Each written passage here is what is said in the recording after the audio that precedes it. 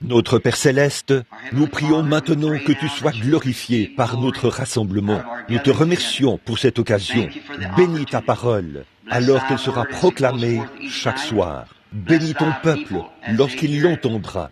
Puisse le glorieux Saint-Esprit s'emparer de la parole qui tombera dans le cœur et faire en sorte qu'elle se manifeste et que littéralement des centaines de personnes soient sauvées dans cette contrée.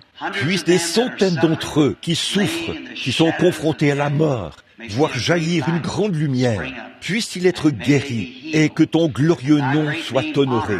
C'est pour ça que nous sommes ici, Seigneur. Nous ne sommes pas là pour notre propre honneur, mais pour que Jésus-Christ soit honoré parmi nous, car c'est en son nom que nous le demandons. Amen. Maintenant, prenez votre Bible pendant quelques instants, et chaque soir, je ne prêcherai que 20 à 30 minutes. C'est ce que j'ai fait au cours des quelques dernières semaines. Donc, je ne prêcherai que pendant quelques minutes, et ensuite nous formerons une ligne de prière.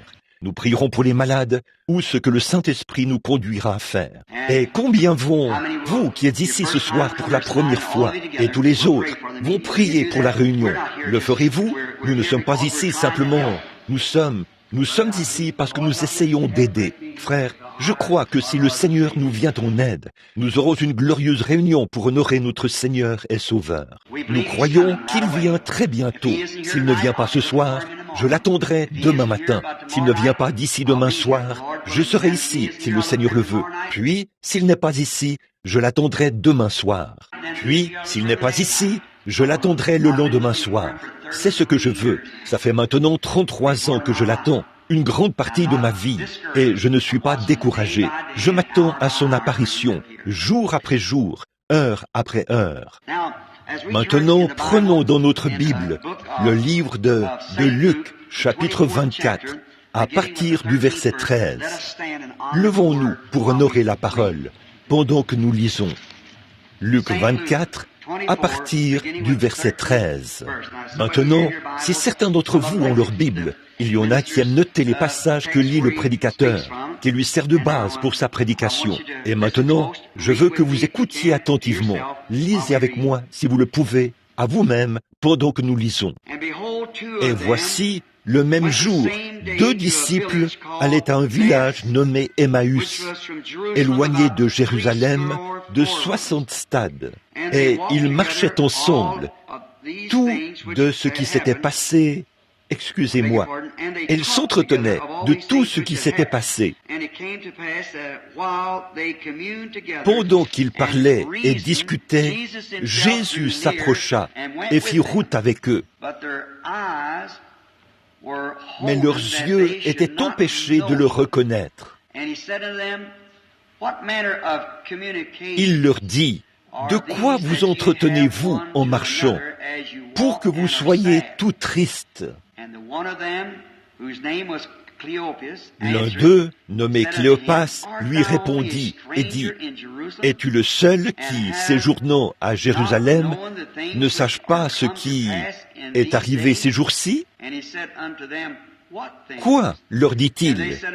Et ils lui répondirent, « Ce qui est arrivé au sujet de Jésus de Nazareth, qui était un prophète, puissant en œuvre et en parole, devant Dieu et devant tout le peuple. » Là, les principaux sacrificateurs et les magistrats l'ont livré pour le faire condamner à mort et l'ont crucifié. Nous espérions qu'il serait celui qui délivrerait Israël. Mais avec tout cela, voici le 3e jour que ces choses se sont passées. Il est vrai que quelques femmes d'entre nous nous ont fort étonnés. S'étant rendues de grand matin au sépulcre, et n'ayant pas trouvé son corps, elles sont venues dire que des anges leur sont apparus et ont annoncé qu'il est vivant. Quelques-uns de ceux qui étaient avec nous sont allés au sépulcre et ils ont trouvé les choses comme les femmes l'avaient dit. Mais lui, ils ne l'ont point vu. Puis il dit, puis Jésus leur dit, « Ô homme sans intelligence, et dont le cœur est long à croire tout ce qu'ont dit les prophètes. Ne fallait-il pas que le Christ souffre ces choses et qu'il entre dans sa gloire? Et commençant par Moïse et par tous les prophètes, il leur expliqua toutes les Écritures, ce qui le concernait. Lorsqu'ils furent près du village où ils allaient, il parut vouloir aller plus loin, mais ils le pressèrent en disant « Reste avec nous, car le soir approche, le jour est sur son déclin. » Et il entra pour rester avec eux. Pendant qu'il était à table avec eux, il prit le pain, et après avoir rendu grâce, il le rompit et le leur donna. Alors leurs yeux s'ouvrirent, et ils le reconnurent, mais il disparut de devant eux. Et ils se dirent l'un à l'autre, « Nos cœurs ne brûlaient-ils pas au-dedans de nous lorsqu'il nous parlait en chemin et nous expliquait l'Écriture? » Se levant et partant à l'heure même, ils retournèrent à Jérusalem et trouvèrent les 11 et ceux qui étaient avec eux assemblés, et disant, « Le Seigneur est réellement ressuscité, et il est apparu à Simon. » Et ils racontèrent ce qui leur était arrivé en chemin et comment ils l'avaient reconnu quand il rompit le pain. Courbons la tête. Seigneur Jésus, nous te prions de te faire connaître à nous ce soir de la même manière, alors que nous nous attendons à toi. C'est au nom de Jésus que nous prions. Amen. Vous pouvez vous asseoir. Pour en tirer un sujet, j'aimerais prendre ces paroles. Lorsque leurs yeux s'ouvrirent, ils le reconnurent.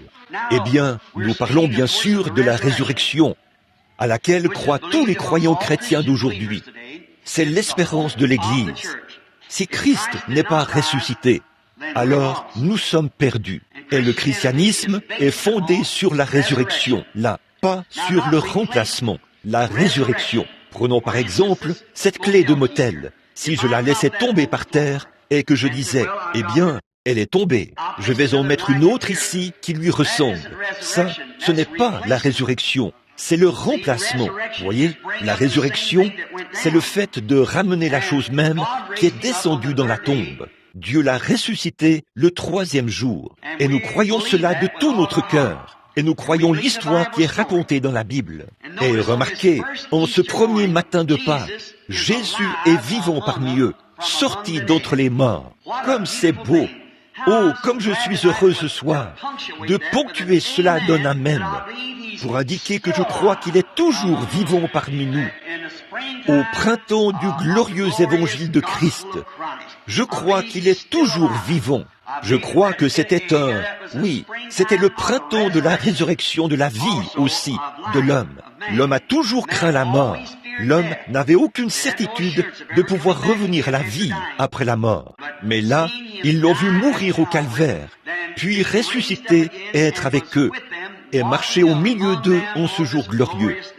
Après le chagrin, la tristesse et tout ce qu'ils avaient traversé, après ces heures sombres où ils l'ont vu être crucifié, se faire cracher dessus, être ridiculisé, et tout ce qu'il a eu à vivre pendant ces 3 ans et demi, et ces dernières heures sombres qui ont fait ces pharisiens, ils le haïssaient de toute façon, et ils se réjouissaient parce qu'ils pensaient qu'ils en avaient fini avec cela. Et voici qu'il réapparaît parmi eux. Oh, quel jour!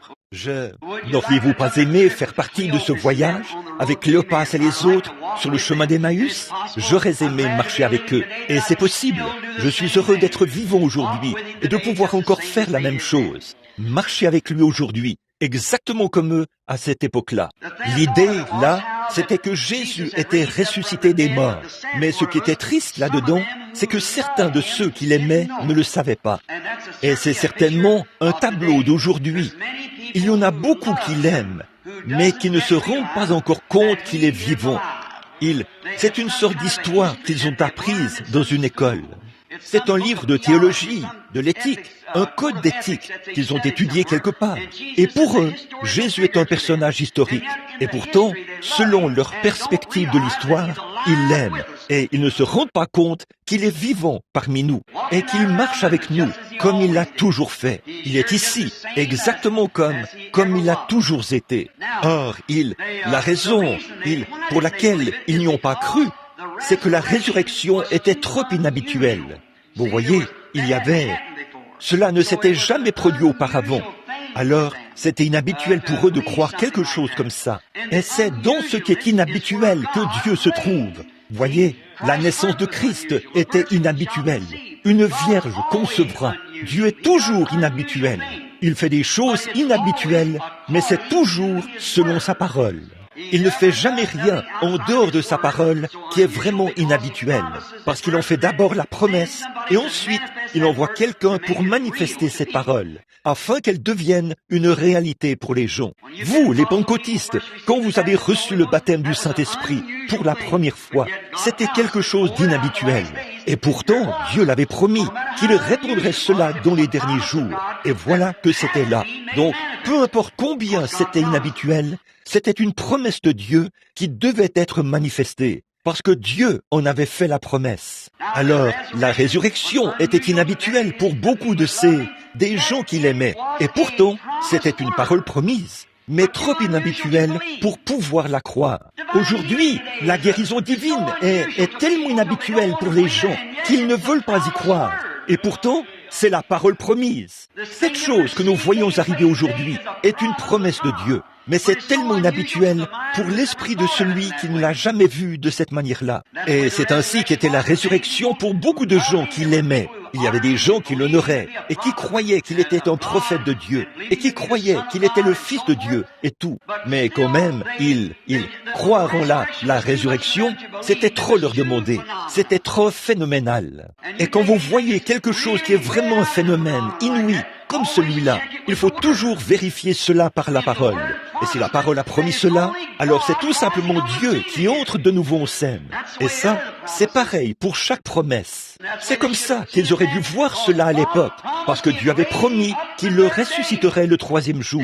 David a dit, « Je n'abandonnerai pas son âme dans le séjour des morts, et je ne permettrai pas que mon sein voie la corruption. » Jésus a dit, « Détruisez ce corps, et en 3 jours, je le relèverai. » Vous voyez, c'était une promesse. Et c'était un phénomène très inhabituel. Et beaucoup de ceux qui l'aimaient ne pouvaient pas comprendre cela. En effet, c'était renversant pour le monde entier. Qu'un homme qui avait été crucifié, puis une épée ou une lance avait été enfoncée dans son cœur, et que de son corps, chaque goutte de sang avait coulé sur la croix. Puis on l'avait pris et on l'avait enfermé dans un tombeau devant lequel on avait roulé une pierre. Il avait fallu 100 hommes pour la déplacer. Puis, on l'avait scellé avec un sceau romain. Et là, on vient dire, un ange est descendu et a brisé le sceau, a roulé la pierre. Et voici qu'il est vivant parmi nous. C'était quelque chose d'assez étrange. Et aujourd'hui, c'est le même genre de phénomène. Quand les gens pensent que lorsqu'il est mort, la question était réglée il y a 1900 ans. Et voici qu'après 1900 ans, il est toujours parmi nous aujourd'hui, exactement comme il l'était à cette époque-là, aussi réel qu'il l'était à cette époque-là, faisant les mêmes choses qu'il faisait à cette époque-là. C'est trop étrange comme phénomène. Les gens n'arrivent pas à comprendre cela. Ça dépasse leur raisonnement. Bien sûr, qui peut faire de Dieu un objet de raisonnement? Personne ne peut faire de Dieu un objet de raisonnement. Personne ne peut interpréter Dieu. Dieu est son propre interprète. Dieu prononce la parole et les gens disent, « Eh bien, vous avez la mauvaise interprétation. Lorsque Dieu accomplit cela, en voilà l'interprétation. Il n'a besoin de personne pour l'interpréter. » Je viens de prêcher là-dessus dans une ville qui se trouve juste au sud d'ici. Dieu a dit que la lumière soit. Et la lumière fut. Cela n'a besoin d'aucune interprétation. La lumière fut. Dieu a dit, une vierge concevra. Et elle a conçu. Ça règle la question. Donc, lorsqu'il dit quelque chose, alors il est son propre interprète. Il n'a pas besoin de notre interprétation à ce sujet. La Bible dit que l'écriture ne peut être un objet d'interprétation particulière. C'est Dieu lui-même qui en donne l'interprétation. Remarquez, beaucoup n'ont pas vu ces choses parce qu'ils n'avaient pas sondé les Écritures. Ils n'avaient pas écouté ce qu'il avait dit. Aujourd'hui, beaucoup n'ont pas écouté le message. Ils n'ont pas écouté l'Écriture et ce que Christ a promis en ces derniers jours. C'est pour ça que les gens sont dans l'état où ils sont aujourd'hui et que les églises sont toutes embrouillées les unes les autres. Elles n'ont pas remarqué ce que l'Écriture dit pour ce jour-ci. Elles n'ont pas remarqué qu'il fallait que ces choses arrivent. C'est tout simplement l'accomplissement de l'Écriture. Beaucoup de gens l'aiment.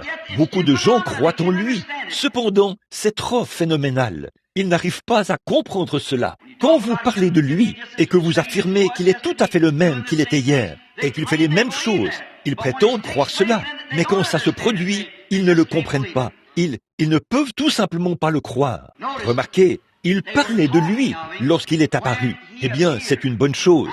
Nous remarquons qu'ici, dans l'Écriture, il y est dit, pendant qu'il parlait de lui, pendant qu'il parlait de ces choses, en faisant route, il parlait de lui, ils étaient tristes. Lorsqu'ils ont découvert qu'il était apparu, et lorsqu'il est apparu, il leur est apparu pendant qu'il faisait route, et qu'ils discutaient à son sujet. C'est toujours à ce moment-là qu'il apparaît. Quand nous parlons de lui, il en a toujours été ainsi, d'un bout à l'autre de l'Écriture. C'est quand les gens parlent de Dieu qu'il apparaît. Maintenant, nous sommes trop occupés à parler d'autres choses.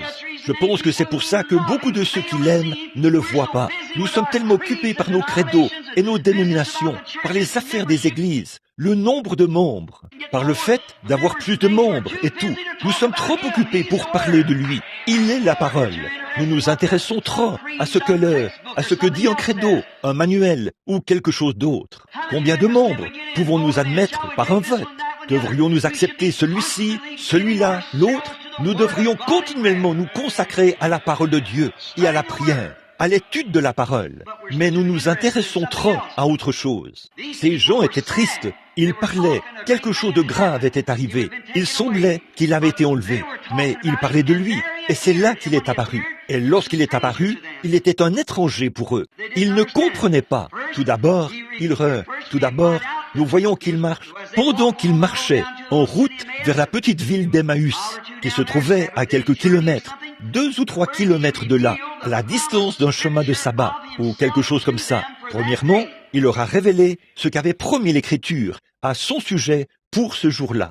Maintenant, remarquez, quand Jésus entre en scène, si nous voulons le voir et parler avec lui après sa résurrection, comme ils l'ont fait, comme lorsqu'ils l'ont vu, la première chose qu'il a faite pour eux, c'est qu'il s'est révélé à eux par l'Écriture. Amen. C'était dans quel but? Ils étaient des Hébreux. Ils croyaient la parole. Et il s'est révélé, a révélé la parole écrite à son sujet, ce qu'il était censé accomplir pour cet âge-là. Amen.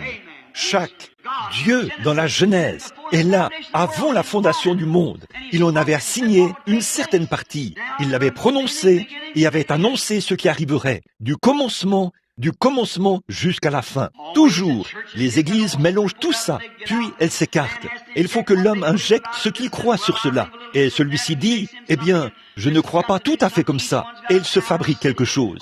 Puis il faut que cet autre gars fasse quelque chose. Chacun se fabrique une tour, une ville ou quelque chose qu'il leur faut construire. Ils cherchent toujours à ajouter quelque chose ou à faire quelque chose et à dire « nous avons fait ceci ». Oh, c'est comme ça qu'on tombe dans la confusion. Ôtez-vous du chemin, laissez Dieu le faire. Voyez, voici sa parole, ce qu'il a dit qu'il ferait.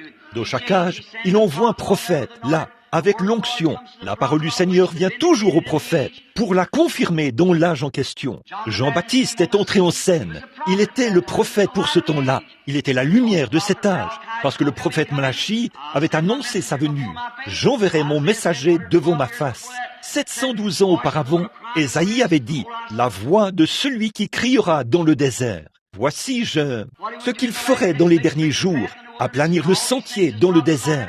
Et toutes ces choses qui avaient été prophétisées à son sujet. Quand il est arrivé, il était le prophète qui devait manifester cette promesse. Jésus est la parole, et la parole vient toujours au prophète. Et souvenez-vous, quand ce prophète prophétisait, aplanissait le sentier, puis quand la parole était sur la terre, la parole est directement entrée dans l'eau et est venue au prophète. Amen. Comme c'est parfait, la parole vient au prophète, et il était la parole, car au commencement était la parole, et la parole était avec Dieu, et la parole a été faite chair, et elle habitait parmi nous, et lui, nous l'avons contemplé. Ce n'est pas étonnant qu'il ait dit, il est convenable que nous accomplissions toute justice. La parole est venue au prophète dans l'eau pour accomplir toute justice. Alors, nous voyons qu'ici, il s'est révélé à Cléopas et à son ami, là. Le nom de l'autre personne n'est pas connu, mais c'est Cléopas que nous connaissons, et il s'est révélé à eux par l'Écriture. Remarquez comment il l'a dit. Remarquez, ils l'ont appelé un prophète.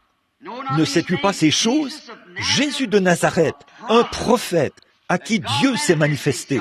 Voyez? En effet, devant tout le monde, et ainsi de suite, on l'appelait un prophète. Ainsi, s'ils avaient reconnu que celui dont il parlait était un prophète, il semble qu'ils auraient tout de suite remarqué que ce même prophète s'était de nouveau référé à la parole et s'était mis à la révéler. En effet, il était la parole, et il révélait lui-même, de sa bouche, la parole qui avait été écrite à son sujet. Et il s'est mis, et en commençant par Moïse, il leur a expliqué tout ce que les prophètes avaient dit à son sujet. Oh là là! Oh, combien il a fait connaître ces choses pour cet âge-là, homme sans intelligence et dont le cœur est long, sachant que Moïse et tous les prophètes ont dit qu'il fallait que le Christ souffre et qu'il entre dans sa gloire. Vous voyez, et pour cet âge-là, c'est ce qui était censé arriver. Ne savez-vous pas qu'il est censé faire cela? Vous voyez, il révélait la parole écrite à son sujet. C'est ainsi que Christ procède toujours. Dieu ne change jamais son programme.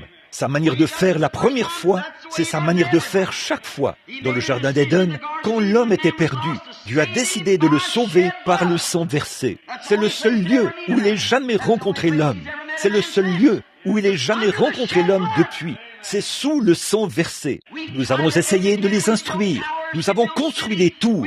Nous avons construit des villes. Nous avons construit tout le reste pour essayer de rassembler les gens. Nous avons essayé de nous servir de l'instruction pour les rassembler. Nous essayons de nous servir de la puissance militaire pour les rassembler. Nous avons essayé de former des dénominations pour les rassembler. Tout cela a échoué.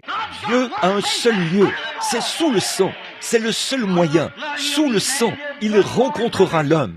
Et là, ce sont des frères nés du sang. J'espère que je ne crie pas trop fort sur vous, là-bas, avec ceci. Mais j'ai l'impression qu'il y a un écho. Si c'est le cas, m'entendez-vous bien? Si oui, levez la main. Très bien. Bon, c'est juste pour savoir si vous saisissez ceci. Vous devez le faire. Eh bien, remarquez, quand il a dit, ils ne l'ont quand même pas reconnu par la parole écrite. Réfléchissez à ça. Quand il est venu et s'est révélé à eux par la parole, ils n'ont quand même pas reconnu cela. Si ce n'est pas là un tableau d'aujourd'hui, je ne sais pas ce que c'est. On continue d'échouer alors que l'Écriture parle de ces choses. Dans les derniers jours, dit Dieu, je répandrai mon esprit sur toute chair. Vos fils et vos filles prophétiseront. Sur mes servantes et sur mes serviteurs, je répandrai de mon esprit. En ce jour-là, je ferai paraître des prodiges en haut dans les cieux, du feu et de la fumée, et ainsi de suite. Mais ils ne le voient quand même pas. Jésus a dit, ce qui arriva du temps de Noé arrivera de même à l'avènement du Fils de l'homme. Les gens mangeront, boiront, se marieront et marieront leurs enfants. Ce qui arriva du temps de Lot arrivera de même à la venue du Fils de l'homme. Toutes ces choses qui ont été dites et toute la parole qui était prêchée sur l'estrade. Pourtant, beaucoup de ceux qui l'aiment ne voient pas cela. Ils continuent d'avancer à tâtons dans l'obscurité. Ils ne parviennent toujours pas à le reconnaître par la parole écrite. Ils vont dans des séminaires, ils s'écartent et on donne une fausse interprétation et tout. Ils ramènent cela et ils ne savent absolument pas ce qu'il faut croire. L'un dit que c'est comme ceci et l'autre dit que c'est comme cela. Donc, il faut seulement la parole écrite. Jésus ne leur a jamais dit d'aller par tout le monde et enseigner. Il a dit, allez par tout le monde et prêchez l'évangile. Il y a toute une différence entre essayer d'enseigner quelque chose et prêcher quelque chose. Prêcher, c'est manifester. Là, il faut que ça se produise, que ça démontre la puissance du Saint-Esprit. Voici les miracles qui accompagneront ceux qui auront cru. Il faut le Saint-Esprit pour manifester la parole. Si c'est la vérité, la parole, Dieu manifestera la chose. Si ce n'est pas la vérité, Dieu n'aura rien à faire avec ça, parce que Dieu ne s'associera pas au mensonge. Vous le savez, parce qu'il est Dieu. Bon, c'est la même chose maintenant. Ils prétendaient qu'ils avaient cru, et ils étaient ses disciples. Ils l'aimaient, ils croyaient cela, et voici qu'il était là, avec eux, en train d'interpréter la parole. Qui il était, et quand même, il ne le savait pas. Pensez un peu à ça, il ne le savait pas, et il se tenait là lui-même. Les choses écrites dans l'Écriture. Il est retourné dans l'Écriture et a pris les passages écrits à son sujet depuis des centaines d'années, qui décrivaient ce qu'il allait faire et tout ce genre de choses. Et eux, ils étaient là à dire, vraiment, c'est vrai ça? Eh bien, ça alors. Et lui, c'est lui qui parlait, et ils n'ont quand même pas reconnu cela. Quel tableau de ce jour-ci! C'est pareil aujourd'hui. Les gens prétendent croire qu'il est ressuscité des morts, mais quand il apparaît pour se manifester, ils n'y croient toujours pas. Voyez? Et pourtant, ils prétendent y croire. Oh oui, nous croyons qu'il est ressuscité le troisième jour. Et quand il fait quelque chose qui montre qu'il est ressuscité le troisième jour, oh, je ne crois pas cela. Voyez? Voilà, c'est la même chose. Remarquez, il a dit, homme sans intelligence, et dont le cœur est long à comprendre la promesse de l'Écriture pour cet âge-ci. Ces hommes sans intelligence disaient, oh, il est parti, on l'a crucifié, et nous avons appris qu'il est ressuscité. Mais, oh là là, c'est juste une histoire mystérieuse que quelqu'un a racontée. Nous n'en savons rien. Oh, je vous le dis, c'est vraiment très triste. Il a dit, homme sans intelligence, et dont le cœur est lent à comprendre ce que l'Écriture dit pour cet âge-ci. Amen. Voilà, c'est ça. J'aimerais pouvoir proclamer cela haut et fort au Conseil œcuménique. Oui, monsieur, lents de cœur. Ils savent que l'Écriture dit ces choses, mais ils ne comprennent toujours pas. Voilà, c'est ça. Il a dit, homme sans intelligence, et dont le cœur est lent à comprendre l'Écriture prophétisée pour ce jour-là, et précisément comment les choses arriveraient. Et là, ça s'est accompli. Christ est entré dans sa gloire. Il a d'abord souffert et est mort. Après sa mort, il est ressuscité le troisième jour. N'était-ce pas? C'est comme ça que l'Écriture a dit qu'il allait le faire. Il ressusciterait le troisième jour. Il a dit, voici le troisième jour que ces choses se sont passées. Il a dit, eh bien, c'est ce que j'essaie de vous dire. Et ils n'ont toujours pas compris. Alors il a dit, vous êtes sans intelligence. Et votre cœur est lent à comprendre tout ce qu'ont dit les prophètes. Et ce que l'Écriture déclare à propos de ce jour-ci. Voici que ça s'accomplit là, devant vous, et vous ne le savez pas. Ils ont dit, eh bien, ça alors. Vous voyez, leurs yeux étaient aveuglés. Vous dites, pourraient-ils être aveuglés en ce jour-ci? Oui, monsieur. Ils sont tout aussi aveuglés aujourd'hui qu'ils l'étaient en ce temps-là. C'est vrai. La Bible ne dit-elle pas, ils seraient emportés, enflés d'orgueil, aimant le plaisir plus que Dieu, déloyaux, calomniateurs, intempérants, ennemis des gens de bien, ayant l'apparence de la piété, mais reniant ceux qui ont fait la force, la puissance de la résurrection et la manifestation du Fils de Dieu. La Bible a dit que cela arriverait, alors il faut que cela arrive.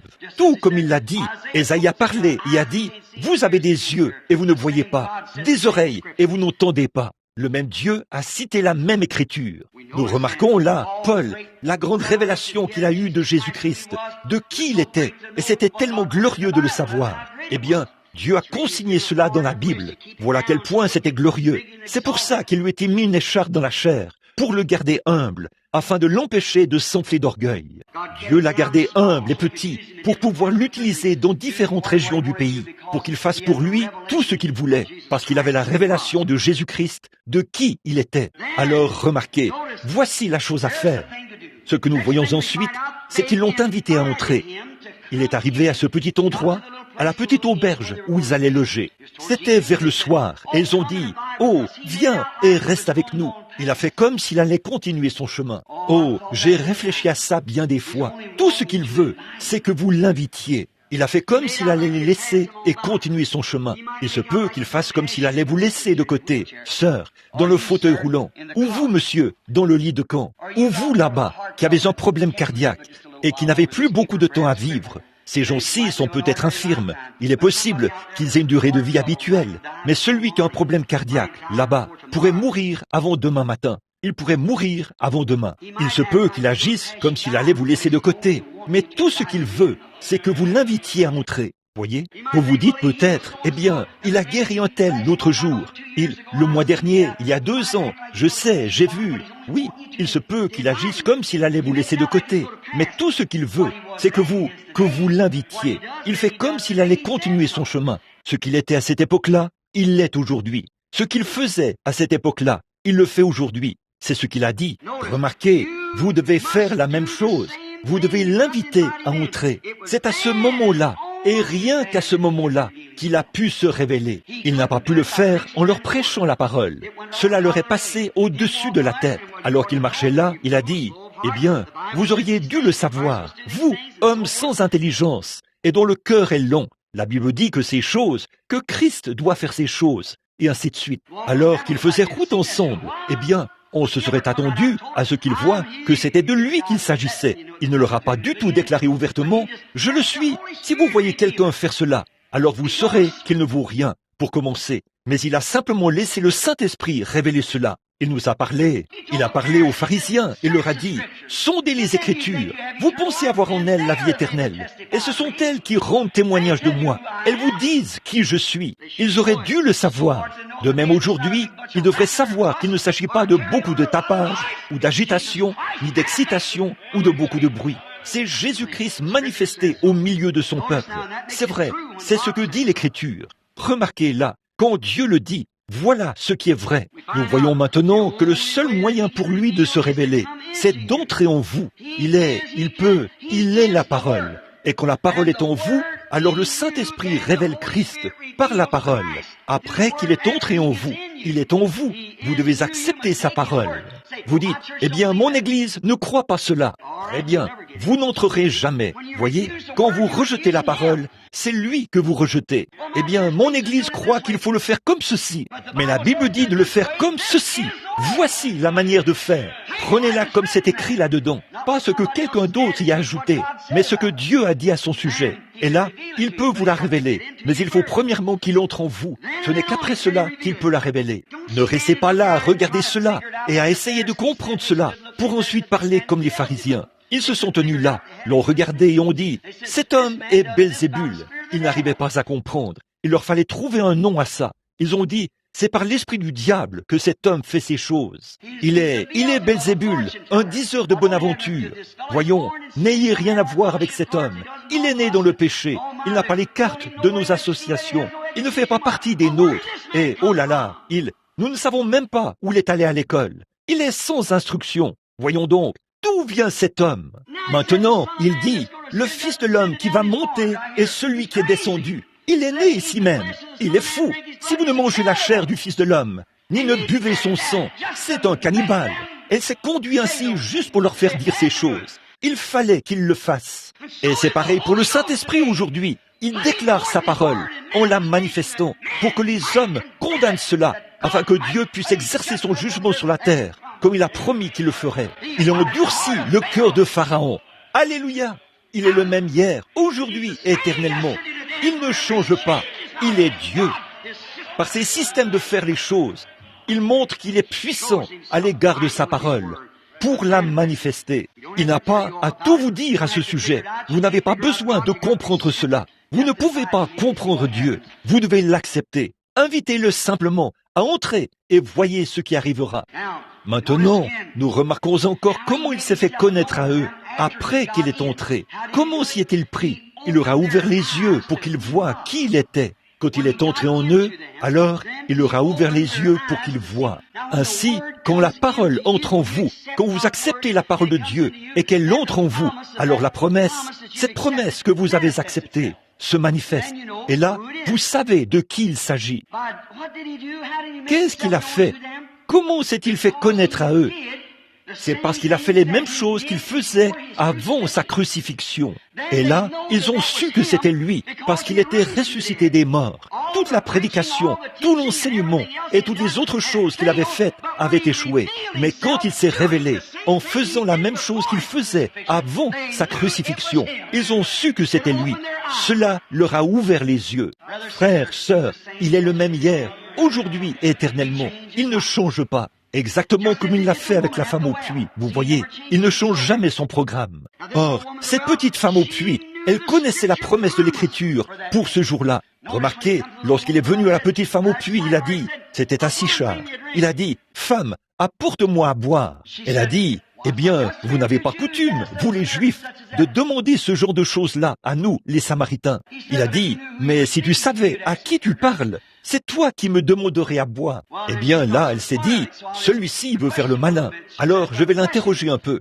Elle a dit, elle s'est mise à l'interroger. Tout à coup, il a dit, va chercher ton mari et viens ici. Elle a dit, je n'ai pas de mari. Il a dit, c'est vrai, tu en as eu 5. Et celui avec qui tu vis maintenant n'est pas ton mari. Observez, rapidement, que s'est-il passé? C'est entré. elle a très vite compris quelque chose. Elle a dit, « Seigneur, je vois que tu es prophète. » Amen. Vous voyez, il y avait là une semence qui devait prendre vie.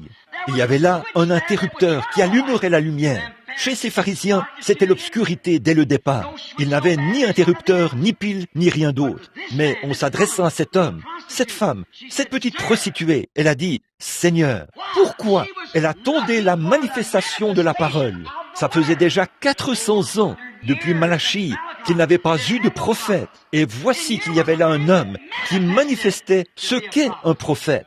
Elle a vite reconnu qu'il y avait là quelque chose. Elle a dit, « Seigneur, je vois que tu es prophète. » Elle a dit, « Nous savons que quand le Messie viendra, c'est ce qu'il fera. » Il a dit, « Je le suis, moi qui te parle. » Là, il peut se révéler. Elle l'a déjà reçu. Il est maintenant à l'intérieur. Voyez-vous, il peut se faire connaître. C'est de cette manière qu'il s'est fait connaître au monde, à cette femme. Pourquoi? Elle croyait la parole promise. Et quand elle a vu la manifestation de la parole promise, bon, nous savons que dans Deutéronome, chapitre 18, verset 15, Moïse a dit, « L'Éternel, ton Dieu, suscitera un prophète comme moi. » Et elle savait que le Messie serait un prophète. Et le dernier prophète avait quitté la scène de très nombreuses années auparavant. Il n'y avait plus eu de prophète. Et voici qu'un prophète se tenait là. Qu'était-ce? C'était la prochaine chose qui était censée arriver. C'était la parole. Qu'est-ce qu'il a fait? Il le lui a révélé, en lui disant, lui a révélé qu'il était ce prophète, en lui révélant ce qu'elle avait fait. Oh là là, c'était réglé. Elle a laissé sa cruche, a couru dans la ville et a dit, « Venez voir un homme qui m'a dit ce que j'ai fait. Ne serait-ce point le Messie? L'arrêter? Eh bien, vous ne le pourriez pas. Ça aurait été comme essayer d'éteindre un incendie dans une maison sèche par un jour de grand vent. Oui, monsieur, elle était tout feu, tout flamme. Dieu avait frappé droit au bon endroit. Elle avait vu quelque chose. Elle savait que c'était la vérité. La parole avait été manifestée devant elle. Exactement comme ce qui était arrivé aux disciples plus tard. Vous voyez, lorsqu'elle essayait de leur montrer la parole et qu'il a ensuite manifesté la parole. Et là, elle connaissait la parole. Et quand elle l'a vue être manifestée, c'était réglé. Un jour, un homme du nom d'André observait Jean. Il entendait parler d'un Messie qui devait venir. Pierre était son frère. Cela ne l'intéressait pas. Ils avaient leur vieux père pieux qui leur avait enseigné ceci. Eh bien, fiston, nous avons fait confiance à Dieu pour tout ce dont nous avons besoin. Les jours où il nous était impossible de régler nos factures, nous prions. Ô Dieu, fais que nous attrapions du poisson aujourd'hui. Nous sortions et Dieu nous donnait une bonne prise de poisson. Et une fois qu'on avait attrapé du poisson, que faisions-nous? Nous rentrions, donnions la louange à Dieu pour cela, et nous vendions nos poissons. Nous avons fait confiance à Dieu. Je suis un vieil homme maintenant. Je ne verrai probablement pas le Messie qui doit venir. Mais observez, avant sa venue, il y aura beaucoup de fausses manifestations. Et la Bible dit qu'il y en a eu. Il s'est élevé de faux Christ. C'est vrai. Quel en était le but? Essayer d'éteindre la lumière du vrai Christ qui allait venir. Voyez, nous avons eu beaucoup de sectes, de clans et tout le reste qui se sont élevés, qui vous ont emmené au Canada et vous ont mis dans un abri quelque part ou un endroit quelconque. Ils ont entraîné un groupe dans cette direction-ci et dans cette direction-là. Exactement la même chose qui se répète. Qu'est-ce qu'ils essaient de faire? Qu'est-ce qu'ils essaient de faire? Ils essaient d'éteindre la lumière de la vérité. Là, nous remarquons, un jour, Pierre s'est rendu à la rive pour une partie de pêche. Et il lavait ses filets. Et Jésus est venu. Et tout à coup, dès qu'il est arrivé là où Pierre pouvait le voir, il était bien enseigné au sujet de ce que ferait le Messie. Son vieux père lui avait parlé et lui avait dit, « Bon, Simon, c'est ce que dit l'Écriture. Souviens-toi, tu es juif. Le Seigneur nous a dit, s'il y en a un parmi nous qui est spirituel ou prophète, moi, le Seigneur, je lui parlerai. Et si ce qu'il dit est la vérité manifestée, et si ce qu'il dit s'accomplit constamment, tu sauras par là qu'il a la révélation divine de l'Écriture. Ainsi, tu reconnaîtras le Messie quand tu le verras. » Alors, un jour, il est venu se tenir juste en face de Jésus. Il s'est dit, « Je vais aller voir de quoi André parlait. » Et dès qu'il est arrivé devant lui, il a dit, « Ton nom est Simon, et tu es le fils de Jonas. » C'était réglé, car il avait enseigné là qu'il serait un prophète. Il le savait. Il y avait un autre petit érudit qui avait enseigné. Quand Philippe était là, à observer les choses qui se passaient, il est rapidement allé de l'autre côté de la montagne pour aller chercher un autre homme du nom de Nathanaël, qui avait beaucoup étudié la Bible. Qu'il étudiait? Ils avaient étudié les Écritures, parce qu'ils savaient que le temps était proche. Ils attendaient sa venue. C'est à ceux-là qu'il vient, à ceux qui l'attendent. Et nous voyons qu'aujourd'hui, il ne vient pas à ceux qui ne l'attendent pas. La guérison divine, ça n'existe pas pour ceux qui n'y croient pas. Le baptême du Saint-Esprit, ça n'existe pas pour ceux qui n'y croient pas. C'est uniquement pour ceux qui y croient. C'est vrai, c'est tout. Ainsi donc, nous voyons que ceux qui désirent ardemment connaître la vérité, Dieu est tenu de leur révéler la vérité. Il prononce sa parole, puis il vient l'accomplir. Il donne sa propre interprétation. Maintenant, nous voyons qu'aussitôt que cette petite femme, elle a dit, elle ne pouvait pas comprendre pourquoi cet homme faisait le malin avec elle. Elle a dit, quant à ce qu'il lui donne à boire, elle a dit, ou qu'elle lui apporte à boire, et qu'il essayait de faire le malin. Et tout à coup, eh bien, elle s'est mise à lui parler, et il s'est trouvé qu'elle a dit, nous savons que le Messie doit venir, et quand il viendra, il nous dira ces choses. Il a dit, je le suis, moi qui te parle. Et là, ses yeux se sont ouverts.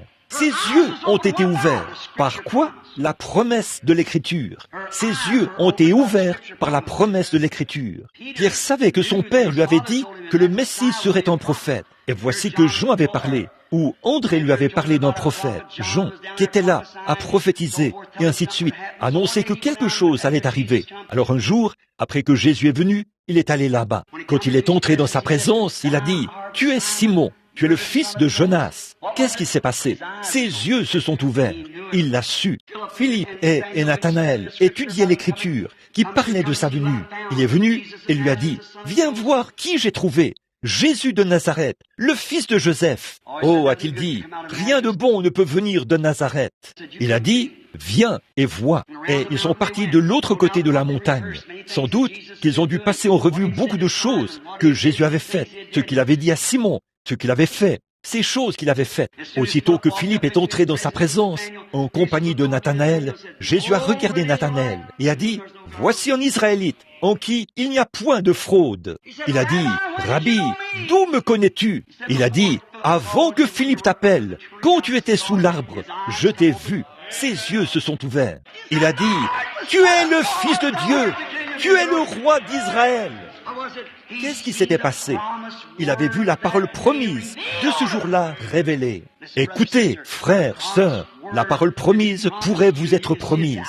Et vous voyez bien que c'est l'heure pour cela. Mais quand Dieu la révèle, l'interprète, alors rejeter cela est un péché. Ne faites jamais ça. Dieu lui a ouvert les yeux en lui montrant la parole manifestée, qu'il avait promis que cela arriverait. Ainsi, il le fait toujours de la même manière. Il ne change jamais son système de faire les choses.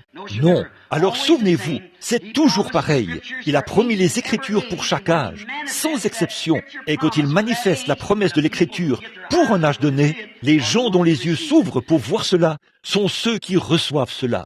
Maintenant, frère Branham, dites-vous, il se fait tard là. Qu'allez-vous dire maintenant? Quelle est la promesse de l'Écriture pour cet âge-ci, afin que nous sachions de quoi nous parlons? Pourquoi sommes-nous ici ce soir? À quoi cela sert-il? Vivons-nous à l'approche de quelque chose? Croyons-nous vraiment cela? Avons-nous témoigné en vain? Disons-nous que nous croyons qu'il vient?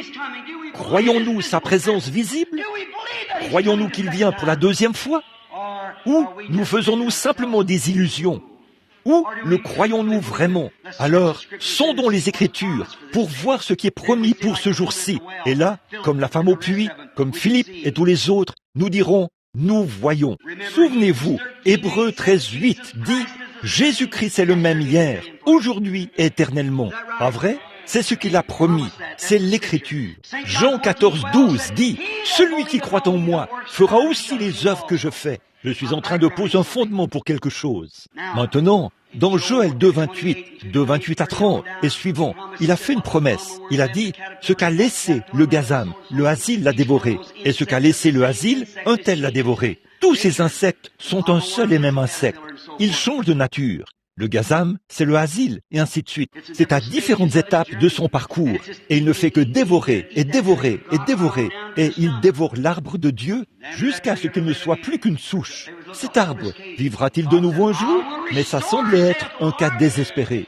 Mais Dieu a dit, je restituerai, dit le Seigneur. Toutes les années qu'ont dévoré les asiles, les gazams, ce qu'ils ont dévoré, je le ramènerai dans sa puissance. Ce que les luthériens ont laissé, les méthodistes l'ont dévoré. Ce que les méthodistes ont laissé, les pentecôtistes l'ont dévoré. Ce que les pentecôtistes ont laissé, un tel l'a dévoré. Continuellement, continuellement, continuellement. L'un avec ceci, et l'autre avec ceci, et l'autre avec ceci, et l'autre avec ceci, et l'autre avec ceci, jusqu'à ce que ça se transforme en un tas d'ismes. Nous savons que c'est la vérité. Je me tiens entre vous et je vous aime. Mais souvenez-vous, dans Malachie 4, pas Malachie 3, là, Malachie 4, Dieu a promis qu'il enverrait de nouveau l'onction et ramènerait la foi des enfants à leur père. Et c'est exactement ce que Dieu a promis dans Joël. Comment cela se fera-t-il? Nous voyons que Jésus a dit dans Luc 17, 26 à 30, il l'a dit au 27e Luc 17, il a dit, ce qui arriva du temps de Noé, ils mangeaient, buvaient, se mariaient leurs enfants, et ils ne se doutaient de rien, jusqu'au jour où Noé est entré dans l'arche. Il en sera de même à l'avènement du Fils de l'homme. Mais il a aussi dit, ce qui arriva du temps de Lot. Vous êtes-vous déjà reporté à ça? J'aimerais que nous ayons le temps de nous reporter à ça et le révéler. Reportez-vous à la Genèse. C'est le même livre que Jésus lisait. C'est celui dont il révélait, parlait. Reportez-vous à ça et regardez ça, ce qu'il a dit. Et les fils de l'homme, les fils de Dieu, prirent pour eux les filles des hommes, des femmes. La traduction originale en hébreu là dit que c'était des femmes. Ils prirent des femmes, voyez, pour eux. Regardez un peu aujourd'hui, regardez les gens se marier et donner leurs enfants au mariage. Et ils ne se doutaient de rien jusqu'à ce que... Écoutez, regardez cette grande honte là-bas en Angleterre. Regardez ici aux États-Unis. Regardez la prostitution. Regardez toutes ces choses. C'est presque comme ce comédien le disait l'autre soir, que les femmes portent des vêtements tellement serrés, tellement indécents, quand elles marchent dans la rue. La prochaine chose qu'elles feront, ce sera de se faire vaporiser une couche de peinture. Elles n'auront plus besoin de porter de vêtements. C'est tout à fait la vérité. Regardez-les, se promener. Quelle immoralité, quelle grossièreté, quelle souillure en se promenant. Et si vous faites une plaisanterie, disons que vous êtes parmi des hommes ou quelque chose comme ça, et vous dites, la seule façon de savoir, elles s'habillent comme les hommes, et les hommes s'habillent comme les femmes.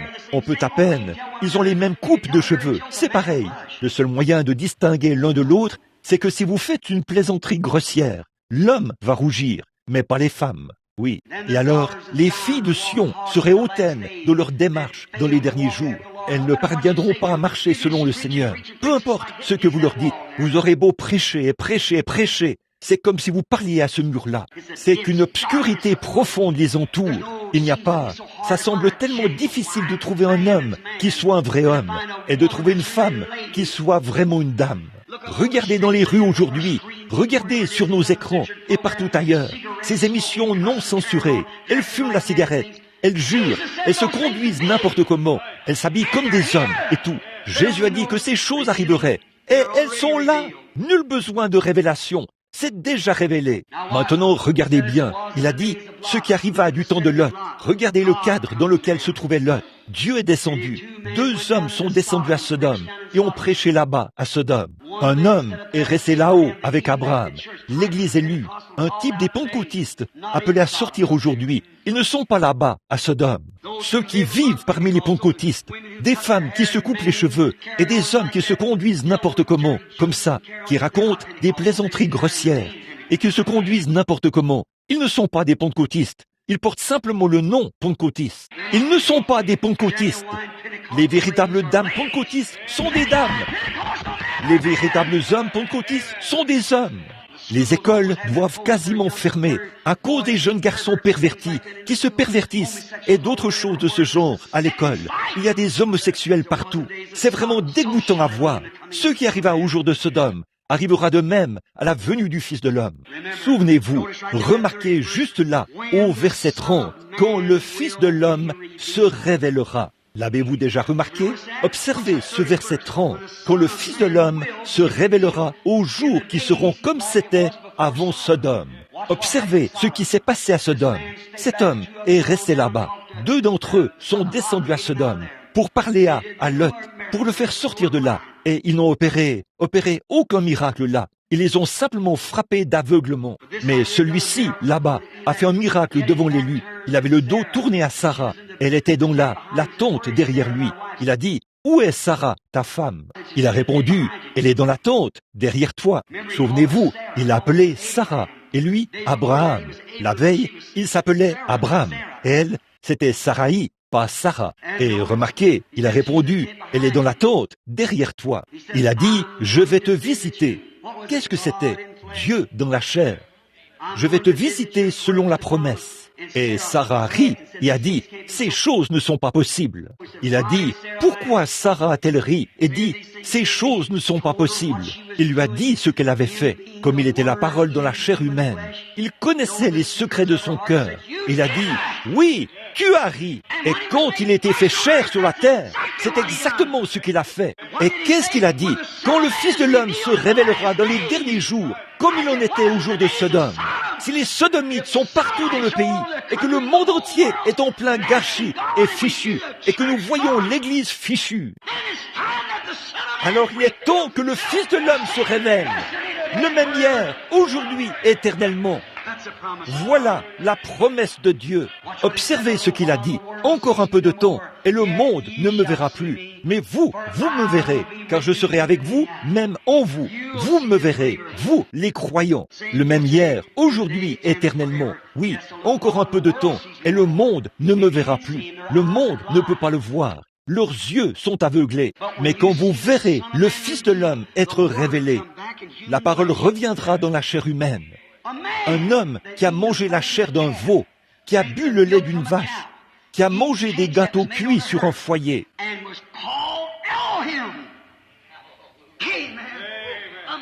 et qui s'appelait Elohim. Amen. Un homme aux vêtements poussiéreux, Dieu manifesté dans la chair. Il était là, sur la terre, manifesté dans la chair. Et il a dit, ce qui arriva au jour de Sodome, quand le Fils de l'homme se révélera dans les derniers jours, le monde sera dans un état comme celui de Sodome. Et nous y sommes. Frères, sœurs, mesdames et messieurs, quoi que vous soyez, c'est maintenant l'heure. Et c'est Dieu qui en donne l'interprétation. Puisse Dieu ouvrir nos yeux aveuglés à la promesse de l'Écriture, afin que nous sachions que nous vivons dans les derniers jours. Amen. Courbons la tête. Père céleste, tant de choses pourraient être dites. Ceci suffit. Je vais m'arrêter. Seigneur Dieu, toi qui as fait la promesse, entre en scène, Seigneur. Révèle-la. Notre chair ne sert de rien. Notre chair est faible. Elle est insuffisante, Seigneur. Ce n'est pas qu'il y ait quelqu'un qui soit digne. Nous ne sommes pas dignes, Seigneur. Mais tu l'as promis et l'heure est venue. La parole est là, devant nous. Descends parmi nous ce soir, Seigneur, et fais quelque chose comme tu le faisais quand tu étais sur la terre, il y a 2000 ans, afin que cette Église sache ce soir que tu vis au siècle des siècles, que tu es le même hier, aujourd'hui et éternellement, et que tu as promis que les œuvres que tu faisais se répéteraient. Le Fils de l'homme se révélerait dans les derniers jours, comme il en était à Sodome. Seigneur, tu n'as jamais dit cela au sujet de Lot, au sujet de Noé. Tu n'as jamais dit que tu serais révélé au temps de Noé. Mais tu as dit, ce qui arriva à Sodome arrivera quand le Fils de l'homme se révélera. Oh, est-ce que, Seigneur, fais que les lecteurs de la Bible qui sont ici ce soir voient la vérité. Fais-leur voir que Malachie 4, que cette onction est censée venir et rétablir cette foi que les pères avaient connue autrefois, la révélation de Dieu en Christ.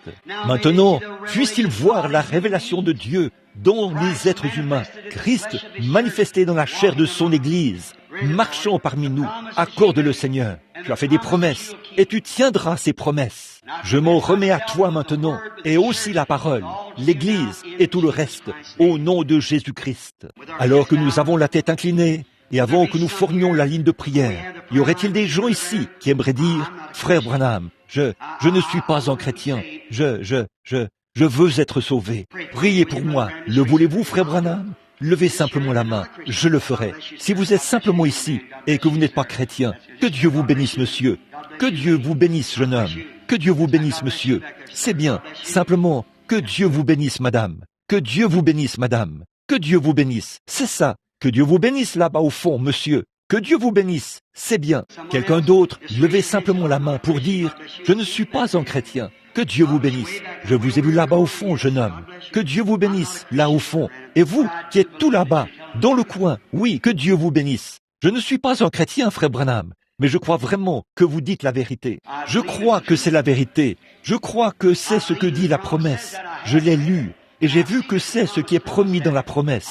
Je n'ai jamais vu cela, mais je crois cela. Que Dieu vous bénisse, jeune dame. Un autre, quand vous levez le bras, ça vous fait quelque chose, certainement. Cela vous donne le sentiment que vous avez fait quelque chose qui est juste. Il n'y a pas une seule personne qui ait levé la main. Je vous vois, vous qui êtes tout au fond. Oui, il n'y a pas une seule personne qui ait levé la main sans que Dieu vous bénisse. Je vous vois là-bas, là encore.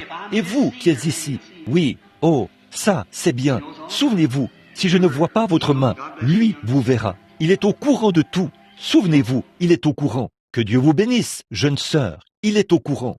Notre Père Céleste, ils sont à toi maintenant. Ils n'auraient pas pu lever la main. Il y a quelque chose qui leur a dit de le faire. Et pourtant, il se peut qu'aucun d'eux n'ait jamais vu les impressionnants signes visibles de ta présence, ici sur la terre, dans les derniers jours. Mais ils les voient ici. L'Écriture le dit. Et puissent-ils comprendre ce soir? En effet, même la Bible a été prêchée pendant toutes ces années, et les gens ne croient toujours pas. Mais quand tu étais avec Cléopas et son ami, et qu'ensuite tu t'es retourné et as fait quelque chose exactement comme tu le faisais quand tu étais vivant sur la terre, avant la crucifixion, ils ont su que c'était bien le même Jésus. Maintenant, Seigneur, fais la même chose pour nous ce soir. Ce soir, agis envers les malades exactement comme tu le faisais avant ta crucifixion. Alors, après 2000 ans, les hommes et les femmes sauront que tu es vivant. Nous nous attendons à toi, Père, par le nom de Jésus. Amen. Maintenant, vous qui avez levé la main, j'aimerais que vous soyez très respectueux pendant quelques minutes. Je vais former une ligne de prière. Je ne dis pas que Dieu le fera, mais je veux vous poser une question solennelle, les amis. Alors qu'il y a ici, plusieurs centaines de personnes, ou 500 ou 600 personnes, ou peu importe le nombre, regardez, c'est beaucoup de gens. Mais écoutez, je veux vous demander quelque chose. Nous sommes responsables devant Dieu, nous le sommes, et il est responsable de sa parole.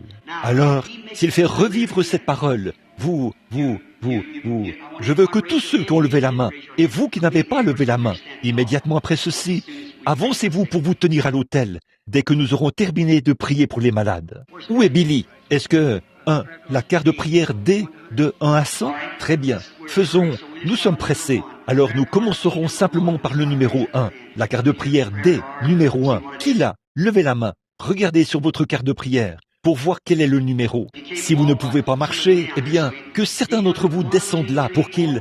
D, numéro 1, 2, 3, 4, 5. Venez vous placer ici, si vous le voulez bien. 1, 2, 3. Si vous ne pouvez pas marcher, levez la main et on vous portera. 1, 2, je n'en ai vu qu'un seul jusqu'à maintenant. Voudriez-vous venir rapidement, le plus vite possible? 1, 2, 3, 4, 5. Que quelqu'un le répète en espagnol. Je vois qu'il y a beaucoup d'hispanophones. D, 1, 2, 3, 4, 5. 1, 2, 3, très bien. Il y en a 3. 1, 2, 3, 4. Il y en a un autre. Numéro 5. Qui a la carte de prière numéro 5? Que quelqu'un lève la main. Comment le diriez-vous en espagnol? Est-ce que c'est la carte de prière numéro 5, monsieur? Voilà, c'est bon. Merci. 1, 2, 3, 4. Alors, eh bien, lequel manque-t-il? Est-ce qu'il y en a 5 là? Oui, je vois maintenant. Je n'avais pas vu celui qui se tient là-bas. Très bien. 6, 7, 8, 9, 10. Dites. Bon, tenez-vous ici un instant. 6, 7, 8, 9, c'est ça. 11, 12, 13, 14, 15. C'est bien, c'est très bien. Juste un instant. Appelons-en quelques-uns de plus. 17, 18, 19, 20. De 1 à 20. Commencez. 1, 2, 3, 4, 5, 6, 7, 8, 9, 13, 14, 15, 16, 17, 18. C'est ça. Très bien. C'est très bien. C'est suffisant. Commençons par eux. Merci frère. Combien ici n'ont pas de carte de prière? Et pourtant ils sont malades. Levez la main. Maintenant, souvenez-vous, vous n'avez pas besoin d'être ici sur l'estrade. Vous n'avez pas besoin d'être ici. Croyez seulement. Maintenant, que chacun soit vraiment respectueux. Je demande, au nom de Jésus, que personne ne s'agite pendant les prochaines minutes. Environ 10 ou 15 minutes. Quoi qu'il en soit, 10 ou 15 minutes. Donnons à Dieu ce grand respect. Que tout le monde se calme. Restons bien tranquilles maintenant. Juste un instant. Et il fera avancer la ligne ici. Maintenant, pendant que qu'ils attendent là-bas, écoutez-moi attentivement. Maintenant, vous rendez-vous compte de la position dans laquelle je me trouve ici? Combien comprennent ce que j'ai prêché? Voyez, et j'ai déclaré qu'il est ressuscité des morts. Maintenant, il est ressuscité des morts. Et il a promis qu'il ferait ceci. Eh bien, ceci ne s'est jamais produit à aucun moment, depuis les apôtres, jusqu'à ce jour-ci, pour autant que nous le sachions. Mais il a promis que ça arriverait en ce temps-ci. Le Fils de l'homme se révélerait comme il en est à Sodome. Bon, vous pouvez lire cela dans Luc 17. C'est autour des versets 20 à 30. Et voyez si ce n'est pas vrai. Il a promis cela. Lisez Malachie 4. Ne le confondez pas avec Malachie 3, là. Malachie 3, c'était Jean-Baptiste, voyez. Mais Malachie 4, dès que ceci s'est achevé, les justes ont foulé aux pieds les méchants, et le monde a été brûlé par le feu. Vous voyez, cela ne s'est pas produit du temps de Jean. Nous nous attendons à cette glorieuse onction qui viendra sur l'Église, qui ramènera les cœurs à la doctrine originelle des pères, à la véritable Pentecôte authentique. Très bien, soyez respectueux. Billy, dès que tu auras terminé de les mettre en ligne là-bas, fais-le-moi savoir. Très bien, tout est prêt? D'accord. Maintenant, soyez vraiment respectueux. Quelqu'un va les aider à s'avancer ici. Maintenant, que tout le monde reste bien tranquille pendant quelques minutes. Je veux que vous me fassiez une promesse. J'ai promis à Dieu que il connaît mon cœur et il connaît le vôtre. Maintenant, la seule chose que je suis tenu de dire, c'est ce qui est la vérité. C'est tout ce que je suis tenu de faire. C'est Dieu qui a écrit cela, non pas moi. Ce n'est pas moi, ce n'est pas moi, c'est la Bible. Ça, vous le savez. Maintenant, s'il le révèle, cela ne montrera-t-il pas qu'il est vivant, ici même parmi nous? Voyez, disons que vous n'aviez pas le sens de la vue, que personne ne l'avait, et que vous soyez en train de marcher sous le soleil. Et vous arriverez de temps à autre de ne pas savoir où vous marchez, parce que vous êtes aveugle. Et disons que vous marchiez maintenant sous le soleil, et vous ressentiez vraiment quelque chose autour de vous, une vraie chaleur, et qu'au bout d'un moment, vous vous retrouviez à l'ombre. Vous diriez, je ne ressens plus cela en ce moment. Si personne n'avait aucune idée de ce qu'est le soleil, que personne n'avait jamais eu le sens de la vue, vous voyez, vous ne sauriez pas ce que c'est. Quelqu'un dit, ça, c'est la lumière du soleil. La lumière du soleil, qu'est-ce que c'est? La lumière, qu'est-ce que c'est? Et le soleil, qu'est-ce que c'est? Vous voyez, vous n'en avez jamais entendu parler, voyez? Eh bien, c'est une lumière qui vient de quelque part. La lumière, c'est quoi? Voyez? Eh bien, c'est pareil. Nous ressentons la présence de Dieu, puis nous ne la ressentons pas, puis nous marchons là-dedans, voyez? Et vous êtes dans une dimension où vous voyez. Vous pouvez dire ce que c'est, voyez? Vous savez ce que c'est. Alors Dieu est ressuscité des morts. Il est ici ce soir. C'est ce qu'il a promis. Bon, son corps physique est assis sur le trône de Dieu. Il s'est assis sur le trône de Dieu. Mais le Saint-Esprit est ici, ce qui est Christ, sous la forme de l'Esprit. Le mot Christ signifie le oint. Et cette onction qui était sur lui et sur l'Église, sur nous tous. Alors, ça progresse continuellement, de la justification à la sanctification, au baptême du Saint-Esprit, à la restauration des dons, jusqu'à son sommet. C'est vrai, ça devient de plus en plus restreint. C'est ensemble maintenant. Et maintenant, il y a une église. Et une épouse sortira de l'église. Vous voyez, l'église passe par la période de la tribulation, pas l'épouse. Excusez-moi, je ne dois pas prêcher la doctrine. Désolé, très bien. Voici cette dame. Venez ici. Remarquez, je ne crois pas qu'il y ait une seule personne que je connaisse, parmi toutes celles que je regarde. Si vous tous ici, vous m'êtes inconnus, levez la main. Vous savez que je ne sais rien à votre sujet. C'est pour montrer que ces gens me sont inconnus. Maintenant, s'il vous plaît, ne vous déplacez pas. Restez tranquille. Voulez-vous? Tous ceux qui sont dans la ligne de prière et qui ne me connaissent pas et qui savent que je ne sais rien à votre sujet, levez la main. Voilà, c'est ça. Maintenant, voici un groupe de ministres assis ici. Vous voyez, c'est juste ici, là, où nous pouvons tous regarder. Vous voyez? Eh bien, cette dame-ci m'est inconnue. Maintenant, que celui qui s'occupe de ceci, l'ingénieur, veille sur le micro là. Très bien. Maintenant, je vais lui parler. Voici que cela se répète. Jean chapitre 4, où Jésus a parlé à une femme et lui a dit quel était son problème. Et elle a cru que c'était là le signe du Messie. Si c'était le signe du Messie à l'époque, c'est encore le signe du Messie, parce qu'il est le même hier, aujourd'hui, éternellement. Pas vrai? Ils se sont rencontrés comme ceci. Or, je ne suis pas Jésus, et il n'y a pas de doute que cette femme-ci n'est pas ce genre de femme-là. Mais ce que j'essaye de dire, c'est que c'est la même situation. Voici un homme qui rencontre une femme, et quelque chose ne va pas quelque part. Et si quelque chose vient ici pour révéler cela, alors cela montre forcément que c'est Dieu. Or moi, je ne pourrais pas le savoir, parce que je n'ai jamais vu cette femme de ma vie. Voyez, et elle a levé la main pour indiquer que je ne la connais pas, et qu'elle ne me connaît pas. Et voici que nous nous tenons ici. Maintenant, je veux juste vous parler pendant un instant, sœur, après avoir parlé, prêché, comme je viens de le faire. Et si c'est... Donc, voyez-vous, d'un côté, il y a la prédication, de l'autre, il y a l'onction. C'est tout autre chose. Maintenant, si le Seigneur Jésus pouvait m'expliquer ou me donner une vision pour me montrer ce que vous voulez, il se peut que ce soit une maladie, il se peut que ce soit financier, il se peut que ce soit familial, il se peut que ce soit pour quelqu'un d'autre. Je ne sais pas du tout, vous voyez. Je n'en ai aucune idée. Mais s'il me disait quelque chose qui ne va pas, ou quelque chose qui ne va pas dans votre vie, ou quelque chose que vous êtes terriblement malade, ou quelqu'un d'autre est malade, ou quelque chose ne va pas. S'il le disait, vous sauriez si c'est la vérité ou pas. Vous pouvez dire si c'est la vérité ou pas. Eh bien, s'il sait ce qui a été, alors il sait certainement ce qui sera. S'il peut dire le passé, il peut dire le présent et l'avenir. Eh bien, cela vous amènerait-il à croire de tout votre cœur que vous obtiendriez ce que vous demandez? Cela amènerait-il l'auditoire à croire qu'ils obtiendraient ce que cela représente? Maintenant, ne vous déplacez pas. J'attends simplement pour voir, de voir ce qu'il me dira, parce que je ne sais pas. Réunion après réunion, je deviens nerveux. Vous savez, je prêche et je me dépêche. Je surveille ceci et ce qu'on a promis. Et il faudrait que je vous laisse partir d'ici 21h30.